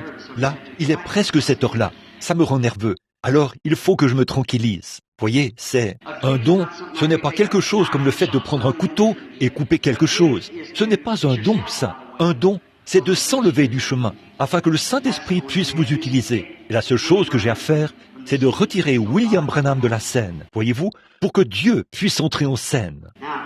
Maintenant, au nom de Jésus-Christ, je prends chaque esprit ici sous mon contrôle, pour sa gloire, afin que les paroles que j'ai prêchées soient manifestées. Il est ici maintenant. J'aimerais pouvoir vous dire ce qu'il en est. Oh là là là là. S'il me disait que demain matin, je dois aller au cimetière présidentiel et ressusciter George Washington, je vous dirais de venir voir cela arriver. Rien que ce qu'il dirait maintenant. Voyez, je ne sais pas ce qu'il dirait, mais ce qu'il dira, ce sera la vérité. La dame souffre de problèmes avec ses yeux. Elle a des problèmes avec ses yeux. Cela l'affecte. Elle a des maux de dos qui l'affectent. Elle est nerveuse, extrêmement nerveuse. C'est exact, n'est-ce pas vrai? Si c'est exact, levez la main. Tenez, une autre chose. Vous êtes un genre de ministre. Vous êtes comme une femme. Vous êtes une femme prédicateur. Voilà ce que c'est. Maintenant, croyez de tout votre cœur. Allez, et ce que vous avez demandé vous sera accordé. Le croyez-vous? Venez, monsieur. Nous sommes des inconnus l'un pour l'autre, je suppose. Le Seigneur nous connaît tous les deux. Croyez-vous que Dieu peut me le dire? Là, c'était une femme. Celui-ci est un homme. Croyez-vous que Dieu peut me dire quel est votre problème? Cela vous inciterait-il à croire? Vous souffrez de nervosité. Vous avez aussi des problèmes avec vos yeux. Votre vue diminue de plus en plus. Ça fait un bout de temps que ça dure. Autre chose, je vois quelque chose sur votre bras. Oh, c'est de l'hypertension. Voilà ce que c'est. Vous faites de l'hypertension. C'est exact, n'est-ce pas? Eh bien, levez la main si ces choses sont exactes. Plus on lui parlerait, plus des choses seraient dites. Vous voyez? Maintenant, regardez bien. Observez, regardez bien. Baissez votre main. Nous n'en avons pas beaucoup là-bas. Baissez votre main. Bon, je ne sais pas ce que je lui ai dit, mais c'est enregistré là, vous voyez? C'est sur la bande là. Je ne sais pas ce qu'il a dit. Mais voyons maintenant. Oui, ce sont les yeux là. C'est une chose. Puis une autre chose, c'est que vous avez un caillot de sang au cerveau et vous avez eu une attaque. C'est vrai. Eh bien, croyez-vous maintenant? Vous croyez que tout ira bien pour vous? Croyez-vous que c'est Dieu qui parle et non moi? Très bien. Alors allez, croyez cela. Tout ce que vous avez à faire, c'est de croire. Si seulement il pouvait croire, c'est tout. S'il croit seulement, c'est réglé. Bonsoir. Croyez-vous que Dieu peut me révéler votre problème? Et s'il le fait, est-ce que ça vous amènera à le croire? Oui. De quoi avez-vous peur? Vous ne savez pas, n'est-ce pas? C'est comme si tout n'était qu'obscurité, nervosité. Et l'autre chose, c'est que vous avez des problèmes au cou. C'est exact. Votre problème est au niveau de votre cou. Puis, vous avez à cœur quelqu'un pour qui vous priez. Ça vous préoccupe beaucoup. Ça concerne l'alcool. Il s'agit de votre mari. Il est alcoolique. Et vous priez pour lui. Vous croyez pour lui? Alors je prie que Jésus-Christ vous l'accorde. Très bien. Croyez-vous? Maintenant ça, c'est pratiquement bien. C'est 2, 3 ou combien, 4 ou peu importe combien sont passés. C'est tout autant que ce que Jésus a fait dans toute la Bible. Voyez? C'est vrai. Il a fait à une femme. Il a dit cette seule chose à cette femme. Et il est allé à Sichar. Il n'a plus dit une seule chose à qui que ce soit d'autre là-bas. Mais ils ont cru à cause du témoignage de cette femme. Oui, cette femme n'a pas besoin de vous rendre son témoignage. Vous êtes vous-même en train de voir cela se produire devant vous. Vous devez simplement croire. Bien sûr, certains ne croiraient pas. Il n'y a rien en eux pour croire. Bonsoir.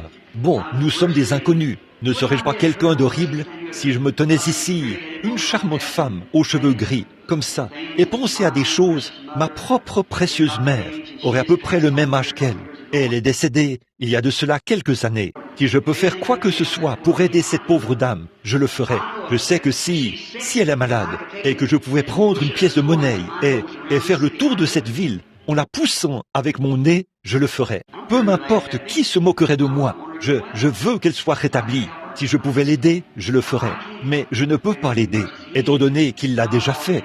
Dieu a déjà fait cela. Et il vous aime plus que moi, je vous aime. Il est mort pour vous. Ça, je ne l'ai jamais fait. Mais il vous a tant aimé qu'il est mort pour vous.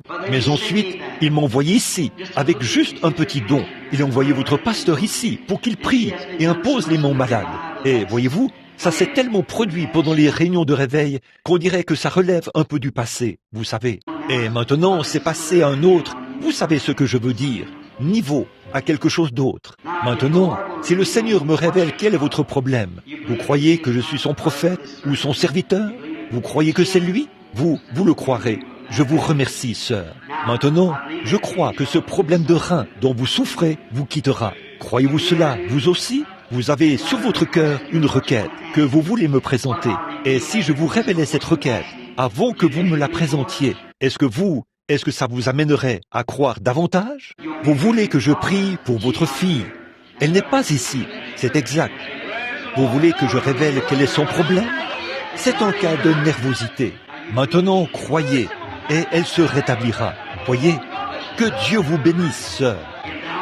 Si tu peux croire, tout est possible. Voyez, qu'est-ce que la parole de Dieu? Voyez si prédicateurs ne disent pas cela.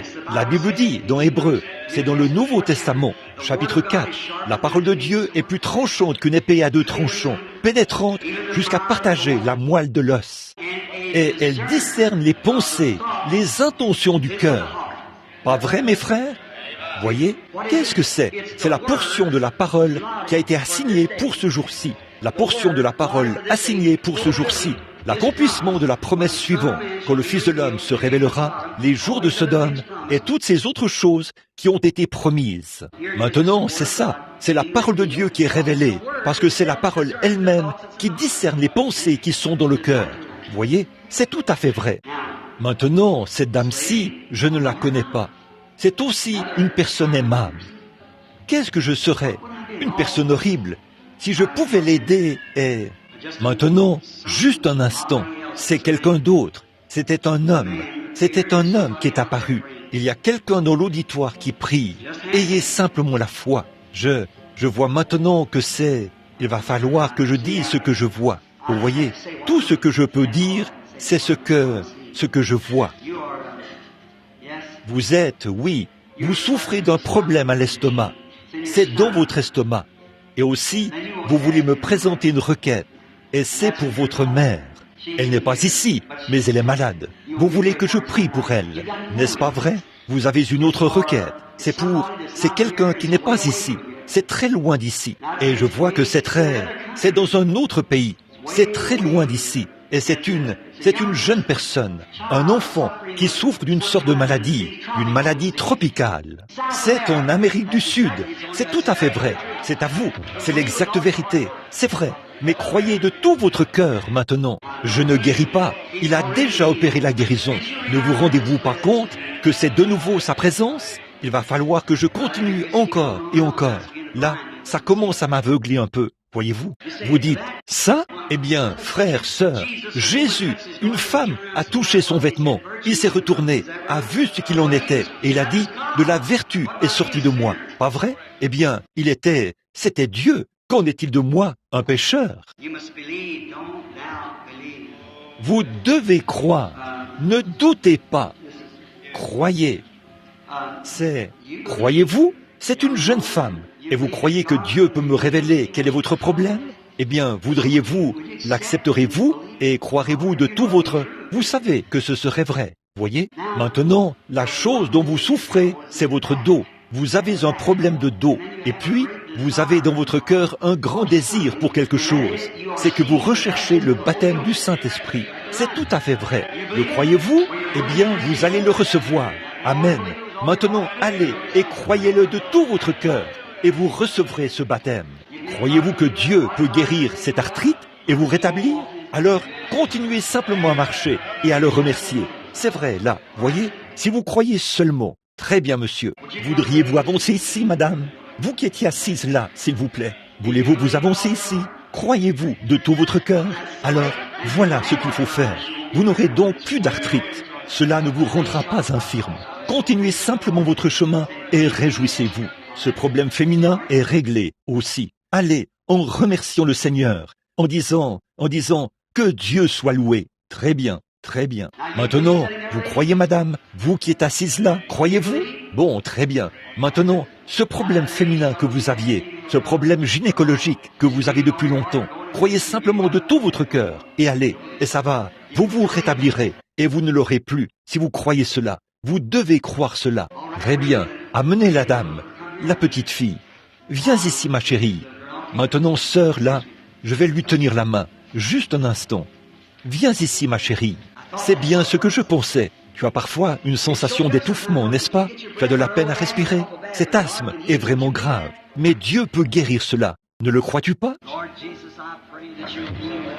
Seigneur Jésus, je te prie de guérir cet enfant. Ne doutez pas, sœur, ça la quittera. Allez et croyez maintenant de tout votre cœur. Dieu guérit le diabète. Il peut guérir tout ce qu'il veut. Ne le croyez-vous pas? Croyez-vous qu'il vous guérira? Très bien, dites « Merci Seigneur » et continuez votre chemin en vous réjouissant.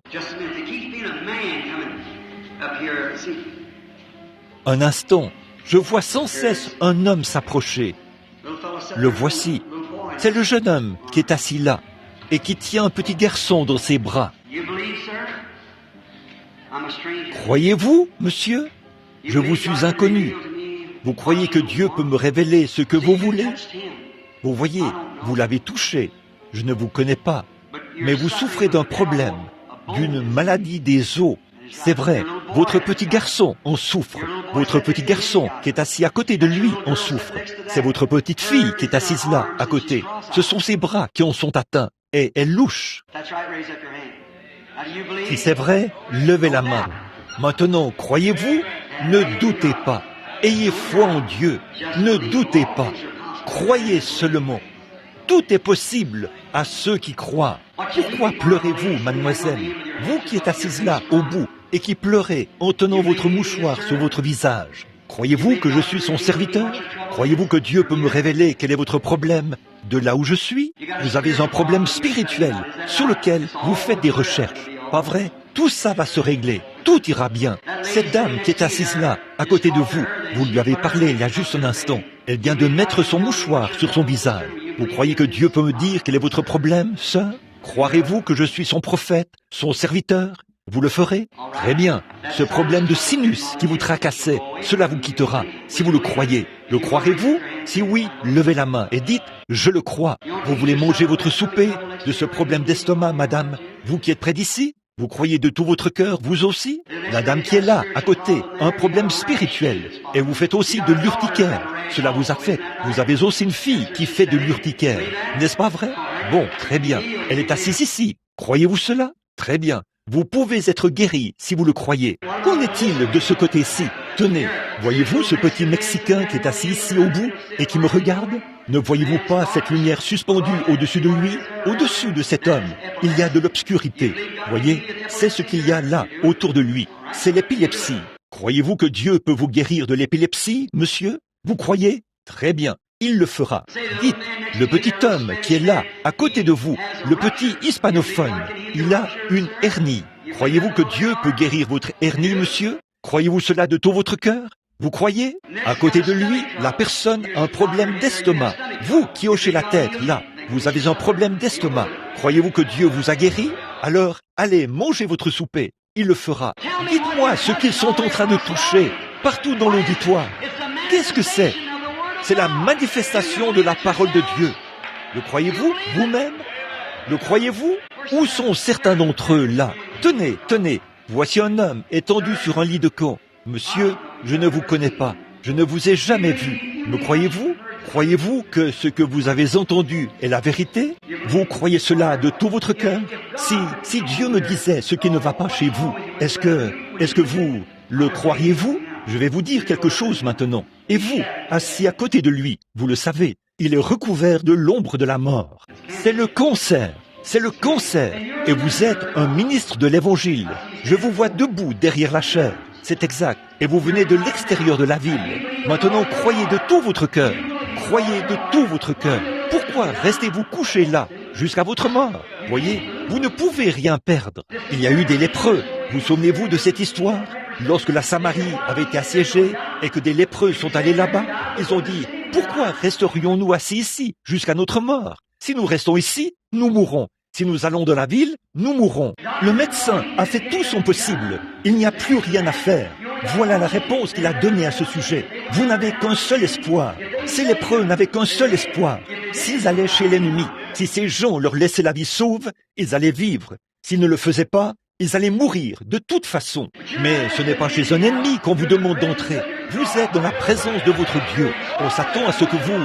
Pourquoi ne vous levez-vous pas et ne prenez-vous pas ce lit de camp pour rentrer chez vous au nom de Jésus-Christ?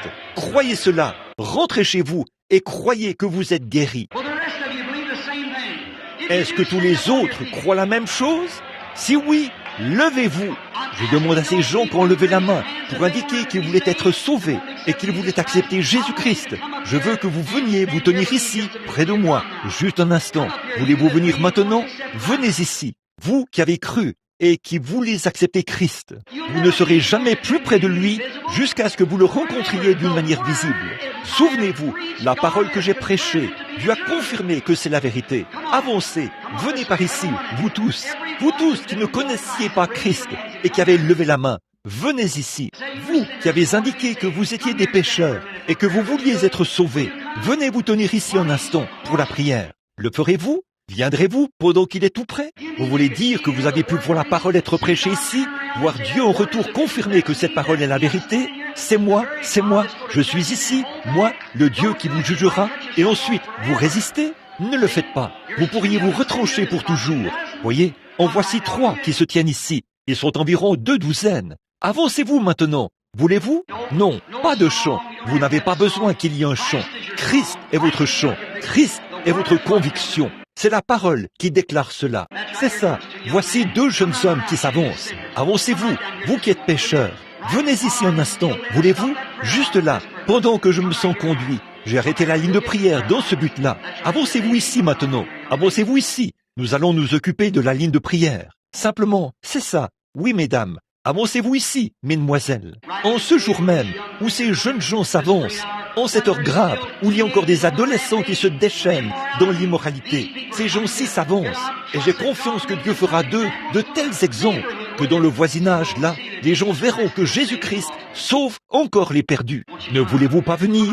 Avancez-vous de là où vous êtes. Avancez-vous ici, juste un instant. C'est ça. Que Dieu vous bénisse, les garçons. C'est bien. Venez vous tenir ici. Venez, venez. Là, tout au fond. Des gens ont levé la main là, tout au fond. Ne voulez-vous pas vous avancer maintenant? Il faut presque que je vous convainque. Je suis... La parole se tient à l'extérieur et frappe, essayant d'entrer. Voici, je me tiens à la porte et je frappe. Si quelqu'un ouvre et entre, me laisse entrer. Je souperai avec lui et lui avec moi. Ne voulez-vous pas venir? Avancez-vous maintenant et tenez-vous ici. Regardez, la parole a été prêchée, elle a été prouvée. Christ est ressuscité des morts. Le voici qui fait exactement ce qu'il a dit qu'il ferait. Ce n'est pas lié à des organisations, à des dénominations, pour vous entraîner dans quelque chose. Ça, c'est votre choix. Je veux que vous acceptiez Christ maintenant. Venez, ne le voulez-vous pas? Y en a-t-il un autre? C'est que Dieu vous bénisse. C'est ça, amenez-le ici. Frère, voulez-vous descendre là? Eh bien, ces gens seront des membres de vos églises. Descendez ici, avancez, quelqu'un d'autre. Ici, dans la présence de Christ, je peux sentir l'Esprit qui appelle dans mon cœur. Si c'est ce qui se passe dans mon cœur, il y a certainement quelqu'un dans l'auditoire qui devrait venir. Y a-t-il là-bas un rétrograde qui devrait venir? Venez vous tenir ici. Le ferez-vous, certains d'entre vous? Toi, le rétrograde, veux-tu venir? C'est ça, que Dieu vous bénisse. Venez, c'est ça, avancez ici. Certainement, c'est ce qu'il faut faire. Soyez un vrai homme, une vraie dame. Dieu a fait de vous une dame. Dieu a fait de vous un homme. C'est de la vertu, c'est de la force. Ne voulez-vous pas venir maintenant? Venez, tenez-vous ici. C'est ça, c'est ça. Dieu veut que vous soyez dans sa présence divine. Souvenez-vous, par qui Dieu va-t-il juger le monde? Jésus-Christ. Qui, d'après la promesse, est censé faire ceci dans les derniers jours? Se révéler. Jésus-Christ. Ce n'est pas moi. C'est Christ. C'est Christ qui est ici et qui se révèle. Avec humilité, comme il l'était. Sorti de rien, comme il l'avait fait. Entrons en nous, comme il l'a fait. Il est Dieu. Maintenant, chacun de vous, les ministres, rassemblez-vous autour de ces gens, rapidement là. Descendez parmi eux. Tenez-vous autour d'eux. Nous allons prier pour eux. Quelqu'un d'autre veut-il venir? Être inclus dans cette prière? Juste un instant. Très bien. Ces gens-ci seront des membres de vos églises, mes amis. Ce sera... Vous devez vous occuper d'eux à partir de maintenant. Ils voient le Seigneur Jésus dans sa puissance, de sa résurrection. Ils sont ici pour devenir membres de votre église. Baptisez-les du baptême chrétien. Acceptez-les dans votre communion fraternelle. Ils sont à vous à partir de maintenant. Vous êtes le gardien à l'auberge. Courbons tous la tête. Que tous les chrétiens sincères qui sont dans l'auditoire prient pour ces gens. Et si ces ministres veulent les emmener dans la pièce où ils pourront recevoir davantage d'instructions, c'est en ordre. Père Céleste, voici le résultat de la réunion. Voici des pécheurs qui sont venus. Ils sont 15 ou 20 qui se sont rassemblés autour de l'autel, qui veulent te donner leur cœur. Je te prie, Père, de les recevoir au nom de Jésus-Christ le Seigneur. Je te prie de les recevoir. Donne-leur la vie éternelle. Ils sont ton héritage, Seigneur. Vous tous qui êtes malades, ici maintenant, imposez-vous les mains les uns aux autres. Tendez les mains, imposez-les et commencez à prier les uns pour les autres. Imposez-vous les mains les uns aux autres et commencez à prier les uns pour les autres.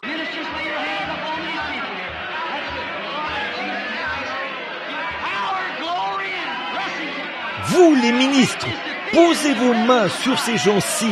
C'est ça, la puissance, la gloire et les bénédictions reposent sur nous. Et Satan est vaincu dans la présence de Christ.